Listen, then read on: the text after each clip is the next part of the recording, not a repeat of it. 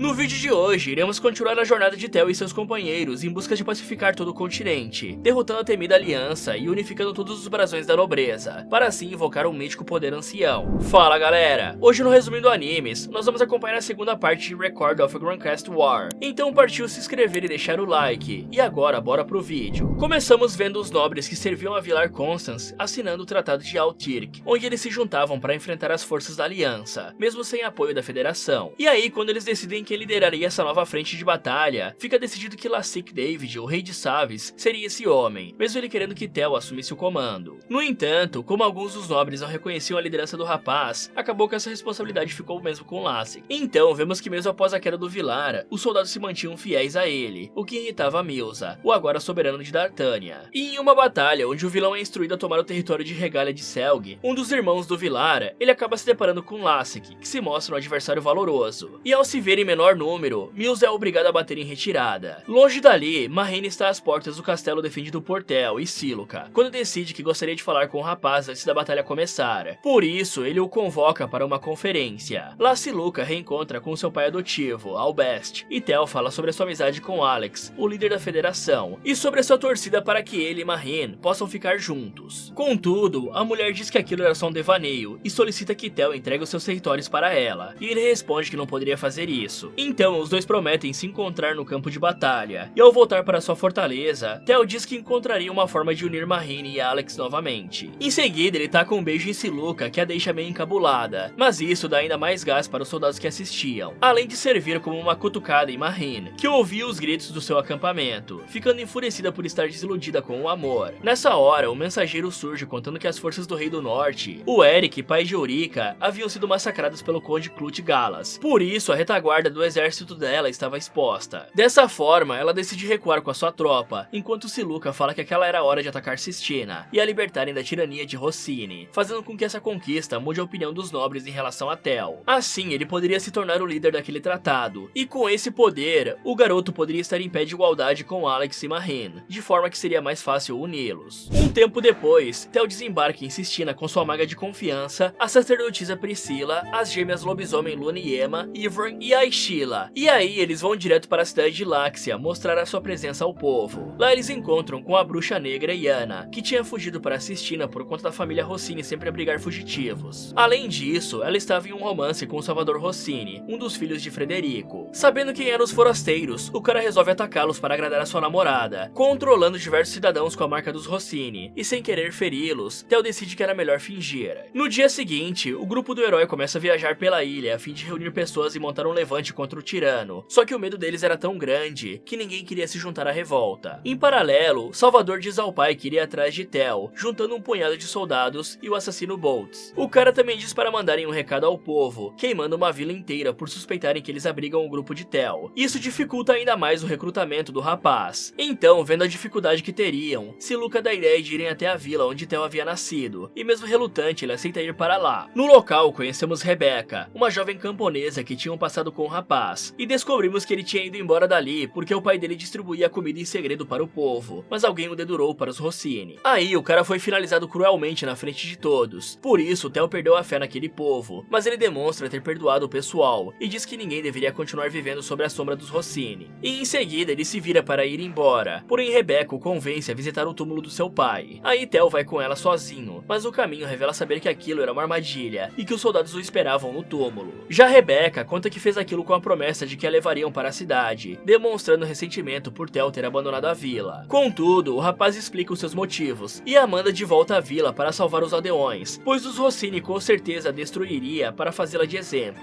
Aí, ao retornar ao vilarejo, Rebecca se arrepende do que fez, conseguindo convencer o povo a ajudar Theo, e eles pegam algumas armas e vão até o garoto para enfrentar Salvador e seus homens. Assim, o cara se vê encurralado e tenta fugir, mas é impedido por Rebecca, que acaba sendo finalizada por ele. E vendo aquilo, Theo entra em desespero, finalizando o Rossini e dando a vitória aos camponeses. Um tempo se passa, e vemos que a bruxa Yana nem ligava muito para a morte de Salvador. Ela queria mesmo era que Theo e Siluca fossem mortos. Já o assassino Boltz queria finalizar Ivern, por ter criado uma rivalidade com ele e ter prometido ao mestre que o finalizaria. Por isso, a bruxa e Boltz acabam unidos. Em paralelo, Frederico envia Dorne e seu outro filho para vingar a morte de Salvador, mas o avisa para ser cauteloso, pois não queria perder outras de suas crias. Nesse meio tempo, Tel conseguiu que mais pessoas se juntassem à sua causa, incluindo alguns soldados, até que ele é informado que Dorne se aproximava com seu exército. Logo, uma grande batalha se inicia, e Arwen sai para enfrentar o seu Nêmesis, que lutava com uma lâmina imbuída em veneno. Contudo, as habilidades dele não faziam frente às do mordomo, e logo o vilão é finalizado. Só que Arwen acabou recebendo um golpe da lâmina envenenada, e por isso ele também cai sem forças. Enquanto isso, as duas lobas estão enfrentando a bruxa que finalizou a sua mãe, e logo conseguem atravessar a barreira conjurada por Lyanna, e lhe desferir um forte golpe, que a obriga a fugir. Em seguida, Aemma e Luna vão junto com Priscilla resgatar Arwen. No campo de batalha, os demais também demonstram o seu valor, fazendo os soldados dos Rossini debandarem, mesmo estando em maior número. Aí, quando Tel enfim finaliza Dorne, a bruxa Lyanna retorna cheia de ódio para finalizá-lo, mas Siluca a impede, e ela acaba sendo presa por Aishila. Com essa vitória, a queda da casa Rossini se torna inevitável, e o próprio Frederico reconhece isso, aceitando seu destino. Já José Rossini, o único filho do cara que restou, e o mais consciente de todos eles, jura lealdade a Tel, prometendo que o ajudaria a trazer os dias de glória de volta a Sistina. E o rapaz aceita o juramento dele, mas diz que Frederico seria responsabilizado pelas maldades que os Rossinis fizeram, e o rapaz se mostra de acordo, já que o próprio pai tinha aceitado isso. E assim, Tel cumpre o seu objetivo de libertar a sua terra natal. Então, assim que as coisas se acalmam, descobrimos que a Academia Mágica condecorou Tel com o título de Conde, além de ter sentenciado Lyanna à morte, por conta dela ser a responsável por invocar o Lorde Demônio, que causou o desastre do Grande Salão. E tudo isso foi decidido sem uma investigação. Por isso, Siluca fica um pouco desconfiada. E durante a cerimônia, onde Lyanna seria queimada viva, ela conjura novamente o Lorde Demônio, oferecendo a sua alma para ele. E o ser descola sua cabeça antes de partir. Longe dali, vemos Mylsa enfrentando a resistência do povo a seu reinado. E por isso, o cara decide agir com mais truculência, finalizando quem se opusesse a ele. Logo, Tel retorna ao continente, sendo ovacionado por sua vitória. Contudo, alguns nobres o culpavam por ter colocado seus ideais próprios acima dos ideais do tratado. E o garoto decide que era melhor que não tomasse o poder ainda, e sim deixasse Lassik comandar por mais um tempo. Porém, ele pede ajuda dos demais para lutar contra Mylsa, que tinha ateado fogo sem piedade na Vila dos Lobos e das Bruxas Brancas. E vemos que Mylsa subestimava bastante a ameaça de Tel, ignorando os avisos de várias pessoas para tomar cuidado com o rapaz, pois ele era um adversário perigoso. Então, o garoto decide que aquela luta seria travada dentro da Floresta da Escuridão Eterna, onde o numeroso exército de Mylsa ficaria impossibilitado de manobrar. Nessa hora, também ficamos sabendo que uma revolta estava surgindo em Dartânia, porque as pessoas não concordavam com a forma como Mylsa chegou ao poder, e que em Stark, no território do rei Eric, os escravos estavam em rebelião. E aí, ignorando os avisos do conselheiro Télios Savoy, Mylsa invade a floresta, sendo rapidamente derrotado e obrigado a bater em retirada, decidindo que era melhor atrair Tel para fora de lá. Assim, ele decide atacar Regalia, do Lord Selg, fazendo com que Tel fosse até lá em seu socorro. Contudo, prevendo isso, as forças de Tel armam uma emboscada para ele, cedendo o castelo de Regalia enquanto juntam 50.000 soldados para tomar o antigo castelo do Conde de Vilara, onde agora era a base de Mylsa. Então, Télios consegue convencer o cara a se entrincheirar com seus 5.000 guerreiros no castelo, para esperar que os aliados mandassem reforços. Só que Marrine estava muito ocupada com o Conde Clut Galas, e apenas poderia dispor de 3.000 soldados, e Ulrica não gostava muito de Mylsa mesmo. Por isso, ela decidiu que tomariam Ramand e Eudóquia primeiro. No entanto, mesmo com a vantagem, ela é derrotada por um exército de peladões, já que tirar a roupa foi a forma que a rainha utilizou para incentivar o seu povo. E para piorar a situação de Ulrica, Jusel, que estava infiltrado em suas forças, faz com que os escravos lutem do lado dos peladões e expulsem a garota. Desse jeito, Mylsa fica sem esses reforços, e as forças de Tel cercam o castelo, de forma a impedir que os cavaleiros de Marrine se juntem ao exército de Mylsa, deixando o cara próximo de sua primeira derrota. Aí, se vendo acuado e sem opção, Mylsa conclui que era melhor sair da proteção de sua fortaleza e ir atrás de Tel, antes que Marrine chegasse e fosse exposta ao perigo da derrota junto com ele. Dessa forma, o valentão e sua tropa avançam em seus cavalos, chegando até onde o herói estava. E mesmo com os aliados de Tel lutando contra eles todos juntos, o cara se mostra imparável. Aí, ao se ver cara a cara com o rapaz, Mylsa o desafia para um x1, sendo aceito por Tel, mesmo sob os protestos de Siluca, que sabendo das habilidades do espadachim, temia pela vida do amado. Então, Mylsa começa seu ataque brutal, mas todos os seus golpes são defendidos pelo oponente, o que o deixa ainda mais irritado. Ele retruca pedindo para Tel revidar, mas a estratégia do garoto era justamente deixá-lo cansado. Logo, Mylsa está exausto, e o herói fala que não estava mais tão forte por conta de ter compartilhado seu brasão com várias várias pessoas em sua busca por poder. Desse jeito, Tel domina a luta colocando o cara de joelhos, mas Milza não se rende e diz que nunca imploraria pela vida, por isso o rapaz o finaliza, recuperando assim o brasão do Vilar, assim como seu castelo. Depois dessa vitória, todos prestam suas homenagens a Vilar Constance e reconhecem Tel como o senhor de Altirk, jurando lealdade a ele e entregando seus brasões. Em seguida, o garoto fala que o tratado deveria se tornar independente da Federação, para que ele tivesse mais forças mediante as negociações futuras. Contudo, eles continuariam cooperando com a Federação e combatendo a Aliança. A seguir, os nobres comemoram as suas vitórias recentes e a reconquista daquele território. Já de madrugada, Tel pede para conversar com Siluca e fala para ela sobre o seu desejo de torná-la sua rainha, deixando a moça extremamente feliz. No entanto, ela pede que eles mantivessem a sua relação em segredo até a paz ser instaurada naquelas terras. Longe dali, Marine fica sabendo das novidades, ordenando que Albeste redobre os esforços para derrotar o Conde Clut Galas. No outro dia, Tel e Siluca vão até Priscila, pois o Papa havia se proclamado o Santo Grau, e com isso ele pretendia reunir todos os brasões. Nessa hora, também descobrimos que a sacerdotisa tinha nascido com um brasão em forma de cálice, por isso ela era a verdadeira Grau. Além disso, ficamos sabendo que quando unidos, todos os brasões juntos ao do Grau libertam um deus capaz de varrer o caos do mundo, o que também era chamado de selo sagrado do Imperador. E Siluca alerta o amado para não oferecer o seu brasão à ordem a qual Priscila seguia de forma alguma, mas Tel responde que se isso fosse necessário para salvar a vida de outros, ele faria. Mais tarde, descobrimos que o Conde Clut Galas havia caído em batalha, após ser traído por mercenários enviados pelo Lord Donson, que se uniu à aliança. Por conta disso, Siluca e Tel vão disfarçados até a presença de Alex Do, onde falam sobre Marine querer juntar todos os brasões por meio da conquista militar, para que assim ela possa invocar o selo sagrado do Imperador. E com ele, a mulher pretendia dominar o continente e banir o caos dali. Aí, Alex rebate, dizendo que se eles se casassem, os brasões seriam unidos de qualquer jeito, ouvindo de Siluca que alguém não desejava que os dois ficassem juntos, por isso invocaram um Lorde Demônio no dia da cerimônia de casamento. Então, o casal convence o cara de que Marine ainda o amava, mas fazia aquilo por achar que era o certo para a aliança, de forma que quando tudo tivesse terminado, ela não teria paz nem na vitória. Por isso, Alex enfim decide agir, para que pudesse tirá-la daquele modo tirana, e assim ele parte para atacar o traidor Donson. Então, o cara leva um gigantesco exército até as portas do traidor, que entra em contato com Marine pedindo reforço. Contudo, ela diz que estava enfrentando o tratado, por isso não poderia enviar ninguém. Assim, o covarde entra em contato com Alex, pedindo para voltar à Federação, mas tem o seu pedido negado. Por isso, ele decide atacar o exército rival, prometendo várias coisas aos soldados e mercenários que lutavam ao seu lado. Nessa hora, nós vemos a grande capacidade estratégica de Alex, que rapidamente subjuga as forças de Donson, fazendo o cara se render. Ao saber disso, Marine fica extremamente triste por descobrir que o amado, enfim, tinha entrado na batalha. A seguir, Alex vai até o rei Eric, o enfrentando com um enorme encoraçado em uma batalha naval. E Eric, que era conhecido como o Rei do Mar, pensava que lutar na água lhe daria alguma vantagem. Mas como Alex era um grande estrategista, ele logo domina o rival. Porém, o rei Eric se recusa a fugir, mesmo que seus homens o aconselhem a isso. E ele decide fazer um ataque final com todas as suas forças. Desse jeito, o rei Eric usa o poder do seu brasão, ficando extremamente poderoso e fora do controle, no estilo Berserker. E por mais que os homens de Alex tentassem contê-lo, nada que fizessem conseguia pará-lo. Somente quando a cabeça dele foi desconectada do corpo, é que o cara parou de avançar contra o soberano da Federação. Após isso, Siluca vai até Marine, pedindo que cessassem as hostilidades entre a Federação, a Aliança e o Tratado de Altirk. Mas a mulher recusa, se mostrando decidida a vencer aquela disputa. Em seguida, Siluca conta a ela sobre as suas suspeitas de que a Academia Mágica estava por trás do desastre do Grande Salão, falando que esse era o inimigo em comum que todos eles deveriam enfrentar. No entanto, ela não tinha provas para incriminá-los. Dessa forma, fica combinado que caso a Aliança vença a batalha final, eles do tratado entregariam seus brasões, mas caso a luta não tivesse um vencedor, Marine teria que aceitar a proposta de paz. Um tempo depois, as forças de Marine preparam um grande cerco contra os nobres do tratado, que só tem a opção de resistir ao ataque até que as tropas de Alex cheguem em seu auxílio. Assim, uma feroz batalha se inicia, com Marine jogando todas as suas forças contra o exército de Tel, inclusive o que sobrou da esquadra do rei Eric, que logo é incendiada pela marinha de Raman. Já em terra, Lassik é obrigada a recuar devido às forças inimigas estarem em maior número, e Tel surge em seu socorro, dando novo gás aos homens. Só que nessa hora, Marine entra em ação com seus poderosos cavaleiros de Waldling, fazendo com que os soldados de Tel lutem bravamente, até quase serem derrotados. Por sorte, antes que o pior aconteça, Alex surge no horizonte com as suas tropas, fazendo Marine recuar. Mais tarde, Tel solicita uma reunião com os três líderes, onde propõe que eles deveriam cessar com as hostilidades, e que a líder da aliança deveria se casar com o líder da federação, mas Marine é contra. Ela usa como argumento que isso com certeza não agradaria os traidores da Academia Mágica, atraindo sobre eles a ira dos caras, causando um novo desastre no grande salão. E aí a mulher diz que chamaria toda a responsabilidade para ela, expondo os caras para que todo o continente soubesse que eles eram um verdadeiro inimigo. Contudo, tanto Alex quanto Theo se mostram dispostos a encarar essa luta, e o líder da federação pede para que Marine seja sua rainha, e a mulher recusa novamente, contando o que tinha feito para chegar até ali, e sobre ter se entregado para Milsa. Só que Alex diz não se importar com isso, e ela enfim cede. À noite, fica decidido que os dois jurariam lealdade a Theo, pois ele tinha o caráter necessário para ser o primeiro imperador daquele continente. E após as hostilidades acabarem, o rapaz entregaria o poder ao casal, pois o desejo dele era retornar para Sistina com Siluca e governar a ilha. Com isso, a Academia Mágica começa a se mexer, finalizando os magos que apoiavam os nobres e declarando guerra ao novo imperador. Então, da sua sede em Eramu, a ameaça dele só crescia, e tanto um terço dos nobres quanto um terço dos magos abandonam as forças imperiais, enquanto os magos que ficaram junto de Theo tiveram que quebrar as suas varinhas, pois a Academia estava usando elas para rastreá-los e ouvir as suas conversas. Em uma noite, Siluca está reunida com o pai adotivo Albest e a Aishila, que era sua irmã adotiva, e a Aishila demonstra uma forte repulsa por Albest, por conta dele ter tentado finalizar Siluca quando ela fez cagada na sua época de estudante. E sabendo disso, o cara diz que não teve escolha, e que aquela tinha sido a decisão da Academia, que por sorte foi mudada antes de ser executada. Ele também agradece a Aishila por ter protegido a irmã, mas isso não muda a opinião da moça sobre ele. Mais tarde, Siluca está dormindo quando é acordada por Aishila lhe chamando, e ela tenta finalizar a irmã, mas é detida por Arvin. É então que descobrimos sobre a inteligência secreta da Academia Mágica, chamada de Pandora, que unia feiticeiros negros e renegados, assim como a Aishila, que trabalhava para eles desde o início. Nós também ficamos sabendo que aquilo não era a vontade de Aishila, e que ela era obrigada a obedecê-los por conta de uma marca em seu peito, que a finalizaria em caso de não cumprir as suas ordens. Por isso, ela acordou Siluca antes de tentar finalizá-la, pois a moça queria falhar de propósito para que a marca não tirasse a sua vida. Ela também revela que a motivação dos caras era porque se os brasões se unissem e o caos fosse erradicado do continente, eles perderiam seus poderes mágicos. Após revelar tudo isso, a vida dela começa a ser tomada, mas a sacerdotisa Priscila intervém e a salva. Mas no processo, a Aishila acaba sem as marcas que lhe davam poder. É então que um mensageiro avisa sobre uma comoção nos acampamentos dos três exércitos, e vemos que alguns nobres e feiticeiros haviam caído sobre o controle da academia, sendo descartados como lixo. Por isso, Theo decide que na manhã seguinte, eles marchariam contra Eramu e derrotariam a academia. Contudo, o caminho deles é barrado pela Ordem do Brasão, já que o Papa havia declarado guerra contra o Imperador, o que os amigos de Theo acham bastante suspeito. E lutar contra eles não era do interesse do rapaz, já que se isso acontecesse, vidas inocentes seriam tomadas. Do lado dos vilões, o Papa é informado que se as pessoas soubessem que seu Imperador tinha finalizado várias pessoas da Ordem, isso acabaria com parte da reputação dele. E de volta ao Imperador, Priscila se voluntaria a ir conversar com o Papa e tentar um acordo para que não houvesse luta. E mesmo contra a vontade de Theo, ela parte com a escolta de Siluca, Aishila e Arvin. Chegando lá, o grupo tenta fazer um acordo com o Papa, mas ele solicita que o Imperador entregasse todos os brasões de seu exército. Então Priscila apela para o povo, mostrando que era o verdadeiro Graal, e dizendo que eles e Theo tinham o mesmo objetivo. É aí que vemos que o Papa estava a serviço de Pandora. Por isso ele finaliza a moça, na esperança de que o brasão dela se tornasse um núcleo do caos, como acontecia com todos os outros brasões. E mesmo com Arvin e os demais estando ali para protegê-la, a moça pede que eles não façam nada, pois aquele era o seu destino. Só que ao morrer, o brasão dela se mantém puro, revelando ao povo que a moça era realmente o verdadeiro Graal. E até o próprio Papa assassino fica arrependido por aquilo, ao perceber que tinha sido enganado pela Pandora. Então, Theo chega, vê o corpo de Priscila caído e com dor no coração absorve o brasão da moça, dizendo que cumpriria o sonho dela de trazer paz ao continente. Um tempo depois, vemos um sacerdote conversando com uma entidade chamada de Pandora, quando o rei vampiro Dimitri surge, e descobrimos que o cara estava do lado dos magos. Do lado de fora, as forças do Imperador estão estacionadas às portas de Eramu, e os homens da academia respondem libertando um grande ciclope para enfrentá-los. Aí, Lassik, que estava louco para colocar o seu nome na história, sai para lutar contra o bicho, e contando com a magia de Moreno, ele consegue dominar o ser e finalizá-lo, sendo ovacionado por todos que o observavam. À noite, rapidamente as forças de Theo conseguem tomar o grande portão de Eramu, mas quando ele se prepara para entrar na cidade, o Imperador e seus principais aliados são transportados até a Floresta da Escuridão Eterna. Lá eles encontram com Dimitri, o rei vampiro, que os levou ali para finalizá-los, e Aion, o irmão mais velho de Luna e Emma surge com o corpo verdadeiro do sanguessuga e o destrói na esperança de que aquilo acabasse com um vampiro. Só que a sombra a qual ele projetava sobrevive a isso, conjurando ainda mais sombras para lutar, que ao tocarem nos heróis, roubavam a sua força vital. Assim, um a um eles são dominados, até que a luz da sacerdotisa Priscila começa a emanar do brasão que agora era do Theo, começando a queimar o vampiro. Se aproveitando disso, Aion morde o pescoço do ser, mas é gravemente ferido por suas garras, e aquilo deixa Dimitri fraco o suficiente para Theo lhe dar o golpe final. Aí, Luna e Emma começam a chorar pela morte do irmão, quando Arvin percebe que existia uma sombra ainda viva, e as lobas decidem deixá-lo partir, por considerar que a sua vingança já tinha sido cumprida. Desse jeito, a ilusão se desfaz, e o grupo retorna às portas de Emaru, onde as forças do Império conquistaram a fortaleza. Então, no coração da cidade, Siluca e Theo vão até uma espécie de igreja, onde se encontram com Humbertus, que diz que o rapaz obteria as respostas que quisesse ao tocar em um estranho globo. E mesmo com os avisos da maga, ele resolve que tocaria no objeto, e ela decide que faria aquilo junto com o amado. Assim, eles chegam até a presença da entidade Pandora, que lhes mostra que há muito tempo atrás, uma civilização extremamente avançada viveu na Terra, mas que eles quase se autodestruíram por conta das armas que criaram. Dessa forma, eles decidiram que era melhor inundar o mundo de caos, e não deixar que a humanidade chegue novamente àqueles níveis tecnológicos, impedindo assim a sua destruição. De volta à realidade, mesmo sabendo o futuro que os aguardava, Theo decide acabar com o caos, e Hubertus aceita a escolha dele, caindo sem vida logo depois. Após isso, 3 anos se passam, e vemos um casamento duplo ocorrer, Theo com Siluca e Alexis com Marin, e isso une todos os brasões, criando o brasão do Imperador. E esse poder acaba banindo o caos do mundo, assim como a magia e alguns seres mágicos. E depois disso, Theo abdica do trono de Imperador, passando essa responsabilidade para Alexis. E encerramos o anime com Theo retornando para Sistina, onde viveu feliz para sempre ao lado de Siluca. Fala galera, gostaram dessa trama de guerra? Me contem nos comentários. E se você e todo mundo que você conhecesse virassem estátuas por séculos, e depois de todo esse tempo, milagrosamente você e mais algumas pessoas voltassem à vida, o que você faria? Quer saber a guerra que esse cara irá enfrentar para restabelecer a sociedade? Então clique aqui nesse vídeo, ou aproveite para ver outras sugestões do Resumindo Animes. Muito obrigado por assistir e até o próximo.